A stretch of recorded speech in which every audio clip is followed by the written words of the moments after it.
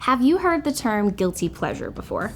A guilty pleasure is something that you take great joy in but feel a little bit of shame about.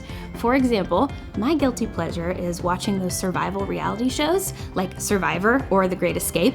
I really enjoy watching them, but I do feel kind of guilty doing it because they're not the most productive or educational thing. Yet I am counting down the days until the next season of Traitors. We love to share our guilty pleasures so that we can laugh about them and we can acknowledge the absurd. But there are some things that go beyond a guilty pleasure, like an aspect of your life you're hiding from people, things you try to force away from the surface, something that you couldn't bring up casually or laugh about because you know deep down it's a bit darker. That's what we've been calling a shadow life. A shadow life is a part of yourself or habits that you're hiding away from others because acknowledging them could be detrimental to the life you're trying so desperately to lead well. When we start keeping parts of our life hidden away out of shame and fear, we create space for chaos to come in.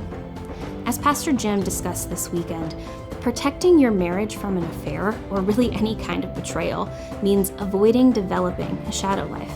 Because when you create space for a life that's separate from your spouse or your family, destruction often follows. In the book, Making Your Marriage a Fortress, author Gary Thomas writes this. He says, "Lying demolishes respect and welcomes fear into our hearts. It diminishes our spouse in our minds and obliterates peace. You'll eventually resent your spouse and even want your spouse removed from your life to avoid consequences of having lied to them. If we are not passionate about the truth, we cannot remain passionate about our spouse."